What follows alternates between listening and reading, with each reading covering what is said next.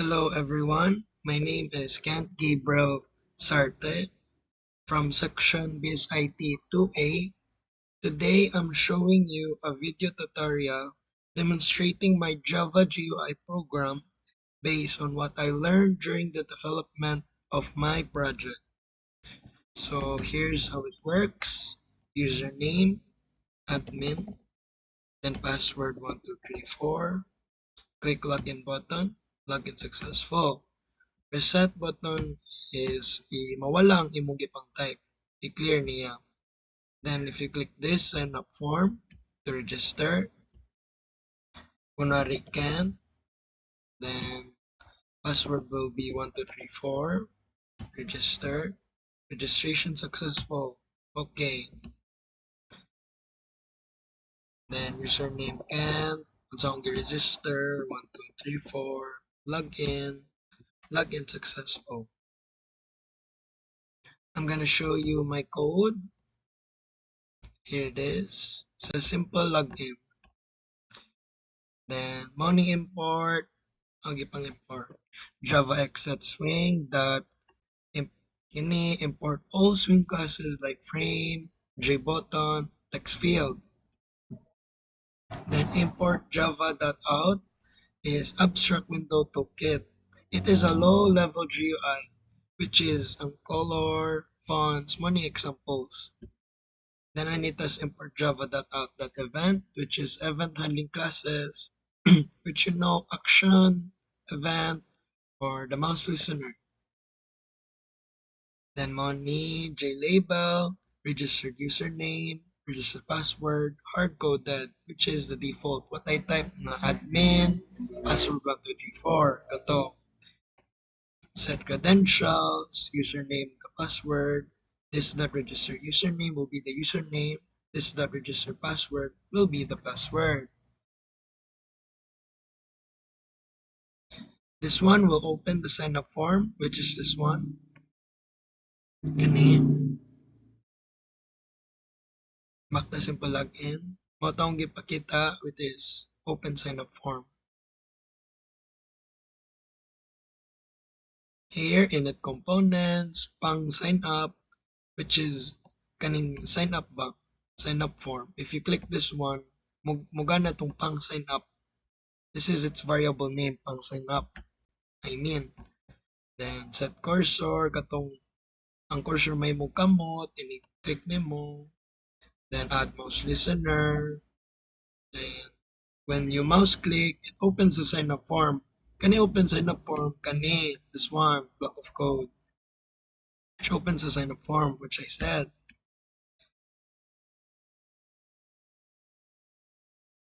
Now, this one is a reset button. Kani mo ni reset button ba? Katong mo clear sa imong gipang type diri sa username o password. Then mo ni JText field set text, password field set text wala way sud, okay. Clear man. Then ani na punta sa login button, which unsay ang action perform. This one ba ni login button. Then string username, JText field will some get type sa text field, imong name, ato i-get ni jang text ng sa username. Then password will username, JPassword field kung saan get type sa password. Andyan, ato ni jay get. So it's a password. And if ang username is para sa registered username, sa imong register, then imong type nga password para mapare sa register password, login successful siya. Or else, invalid yung username or password kung tag mali yung gitype. Then money ang public static void, string args. Then money mo display the form, create and display the form. Money ang code na set nimbus look and feel. And money ang variable declaration. Ay, dili pwede modify. Just kani ba? Nga, this one, kanan, yung variables. Now, bali na punta sa sign up form. I-click ni mo diri da So, ini-click nimo, balik sa dire. So, mao na gapon parehara pag-import versus simple login. Kani pod private button para pod sa simple login. Kani sa sign up form, yung parent is simple login, which is this one. Kani, ano yung parent? Then this is the parent, whose parent, it fields inside the sign up form. Dapat naka-private siya kaya so simple login mag-parent. Set title sign up form, then adding the action listener.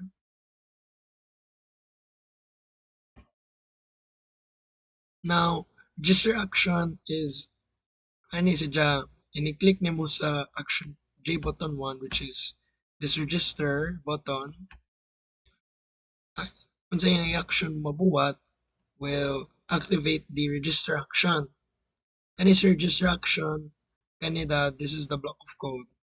Oni unsa yung gi-type sa username diri ini the password ani ni i-get na then kaning get text dot trim is to remove sa mga spaces pag type nimo kunwari nasayop kag click og space iyan na automatic trim na then password get password field sa password so once mo click na ka sa button if ang imong gi-type username is empty and password is empty syempre mayon sa jag please enter both username and password kay wa kay gibutang wa gi-type or else if okay na nakagi-type ma-registration successful siya.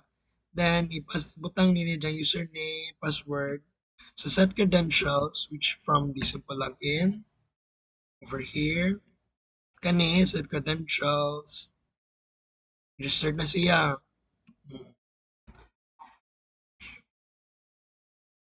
Mana, then dispose. Then, direct public static void main string args. Then, the variable declaration. Okay, so running the code. My bad. Hindi mo simple login na. Okay, running the code, username, admin, the default one, password 1234, login successful, reset, wala yung gipang type. Na gusto ko mo register, anita sa yung form. Katong giingon, inag-register name mo, wala isuot. Kailangan mo enter ka both username and password. Okay, can. Username, password will be 1234. I will register, remember na need just register username and password. Okay, and can't 1234 login successful. Ito, so yeah, muna akong video tutorial demonstrating my Java GUI program based on what I learned during the development of my project. That is all. My name is Kent Gabriel Salsarte, section BIS IT 2A. Thank you and goodbye.